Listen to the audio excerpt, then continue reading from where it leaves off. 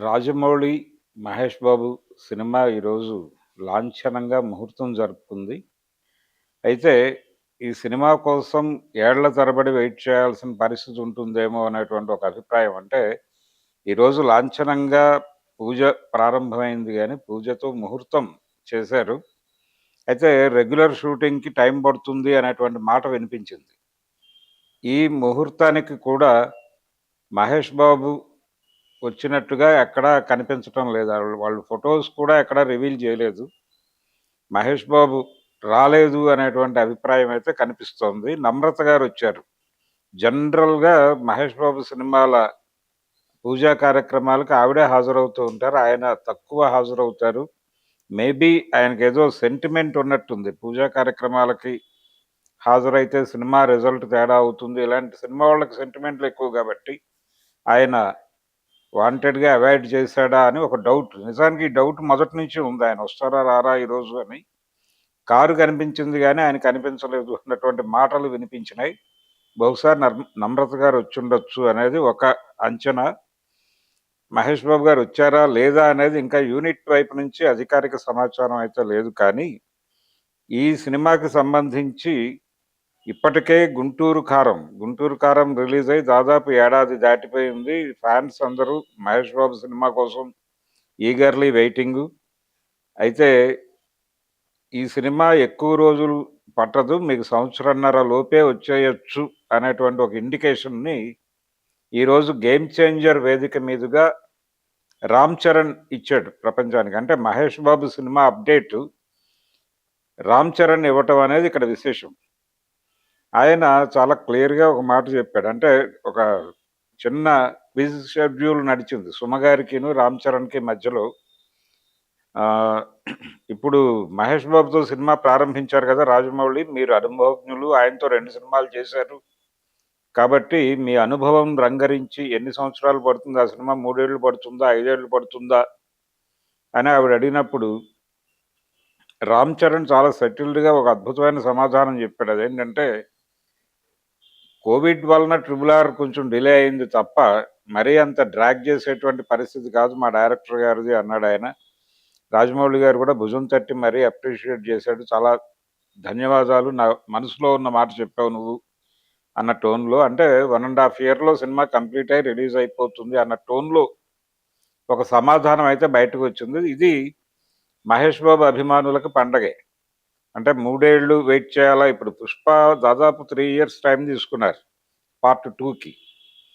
ప్రతి సినిమాకి ఇలా 3 ఏళ్ళు, 4 ఏళ్ళు టైం తీసుకుంటే ఎలా అనేటువంటి ఒక పరిస్థితి క్రియేట్ అయింది. అభిమానులందరూ టెన్షన్ పడుతున్నారు. ఇప్పుడు పాన్ ఇండియా లేదు వరల్డ్ మార్కెట్ సినిమా అంటే పాన్ ఇండియా సినిమానే 3 ఏళ్ళు పట్టింది 'పుష్ప'. ఇది వరల్డ్ మార్కెట్‌ని టార్గెట్ చేస్తున్న సినిమా 5 ఏళ్ళు పడుతుందేమో అనేటువంటి ఒక అభిప్రాయాన్ని కొంతమేరకు బద్దలు కొడుతూ ఆయన 1½ ఇయర్‌లో కంప్లీట్ అయిపోతుంది. ఎవరు టెన్షన్ పడొద్దు అనేటువంటి టోన్‌లో రామ్ చరణ్ నోట ఆ మాట పలికించటం అనేది వ్యూహాత్మకంగా జరిగిందా? లేకపోతే కాకతాళీయంగా జరిగిందా? అనేది పక్కన పెట్టేస్తే, మొత్తానికి ఒక కమ్యూనికేషన్ అయితే ప్రపంచానికి అందింది. ఒక అప్డేట్ అందింది. 'గేమ్ చేంజర్' వేదిక మీదుగా మహేష్ బాబు, రాజమౌళి సినిమాకు సంబంధించిన అప్డేట్ అందటం అనేది ఇక్కడ కీలకమైనటువంటి అంశం.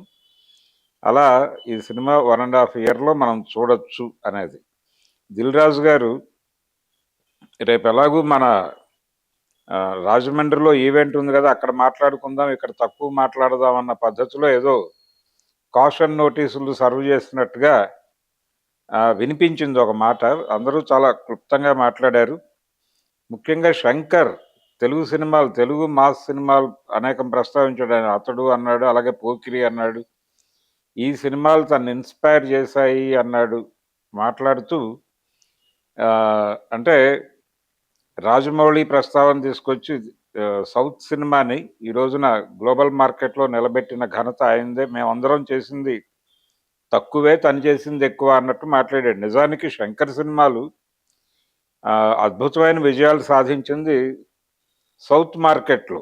సౌత్ మార్కెట్ అంతా క్యాప్చర్ చేయగలిగాడు గానీ, ఆయనకి బాంబే మార్కెట్టు కొంత ఇబ్బంది పెట్టిన సందర్భమే చూసాం మనం. శంకర్‌ని గాని, మణిరత్నాన్ని కూడా. కాకపోతే కొన్ని వీళ్ళు ఎక్కువ స్కోప్ దొరికింది. సౌత్‌లో బిగ్ డైరెక్టర్ అంటే ఒక దశలో శంకర్ పేరే వినిపించింది. ఎందుకంటే ఆయన సినిమాలన్నీ కూడా చిన్న అంశం తీసుకొని అద్భుత రసంలో చెప్పడం అనేది ఆయన టెక్నిక్. ఆ టెక్నిక్ వర్కౌట్ అయిన ప్రతి సందర్భంలోనూ ఆయన సినిమాలు అద్భుతమైన విజయాలు సాధించినాయి. ఆ టెక్నిక్ వర్కౌట్ అవ్వటం మానేసిన దగ్గర నుంచి ఇబ్బంది పెట్టింది. అయితే ఈరోజు రిలీజ్ అయినటువంటి 'గేమ్ చేంజర్' ట్రైలర్ అయితే చాలా అద్భుతంగా ఉంది. అంటే పాత శంకర్ కనిపించాడు మళ్ళీ ఆ ట్రైలర్‌లో. తన రకరకాల శక్తులు తిరిగి వచ్చిన శంకర్ ఎలా ఉంటాడో ఈరోజు ఆ ట్రైలర్‌లో దర్శనం ఇచ్చింది. పర్టిక్యులర్‌గా ట్రైలర్‌లో చూపించినటువంటి రామ్ చరణ్ అయితే చాలా సెటిల్డ్‌గా ఉన్నాడు. కాన్ఫిడెంట్‌గా ఉన్నాడు. ప్రతి ఒక్క క్యారెక్టరు చాలా బలంగా తీర్చిదిద్దినట్టుగా కనిపించింది ట్రైలర్‌లో. ఇది ట్రైలర్ చూడడానికి ముందు వరకు ఈ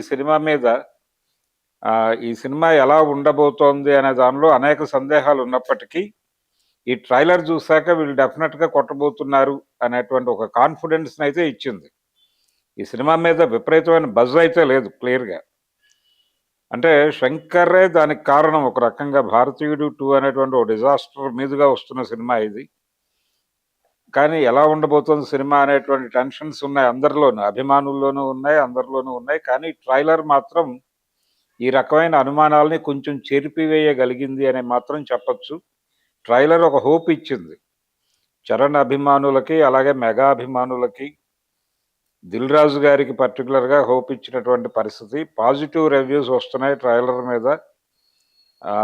సినిమా కొంచెం అంటే రెండోది ఇక్కడ ప్రధానంగా చెప్పాల్సిందేంటంటే 'పుష్ప' ట్రైలర్సు వాటిలో గానీ, లేదు మూవీ చూస్తున్నప్పుడు గానీ, వీళ్ళు చెప్తున్నటువంటి బడ్జెట్ అయిందా అనేటువంటి అనుమానాలు వచ్చే విధంగా ఉన్నాయి గానీ, ఇక్కడ 'గేమ్ చేంజర్' ట్రైలర్‌లో రిచ్‌గా కనిపించింది. అంటే డబ్బులు పోసారు వీళ్ళు అన్నట్టుగా కనిపించిందది. వీళ్ళు పోసినటువంటి డబ్బులు కనిపించినాయి తెర మీద. అది ఒక వండరు. చూద్దాం 10వ తారీఖు 'గేమ్ చేంజర్' థియేటర్‌లోకి రాబోతోంది. ఏ మేరకు గేమ్ చేంజ్ చేయగలడో శంకర్ చూడాలి. డెఫినెట్‌గా గేమ్ చేంజ్ చేయగలను అనేటువంటి కాన్ఫిడెన్స్‌తో అయితే ఈరోజు మాట్లాడాడు. నిజానికి ఒకప్పుడు సౌత్ సినిమా అంటే శంకరే మాకు మార్గదర్శనం అని చెప్పి ఆయనే అన్నాడు. రాజమౌళి అన్నాడు స్వయంగా. కానీ ఇప్పుడు రాజమౌళే నాకు ఆదర్శం అని ఆయన చెప్తున్నాడు. మరి ఎవరికి ఆదర్శం అవుతారో 10వ తారీఖు క్లారిటీ వస్తుంది. అప్పటి వరకు వెయిట్ చేద్దాం. అప్పటి వరకు వెయిట్ చేసేటువంటి హోప్ ఇచ్చినందుకు గాను ఈ ట్రైలర్‌ని అభినందిద్దాం.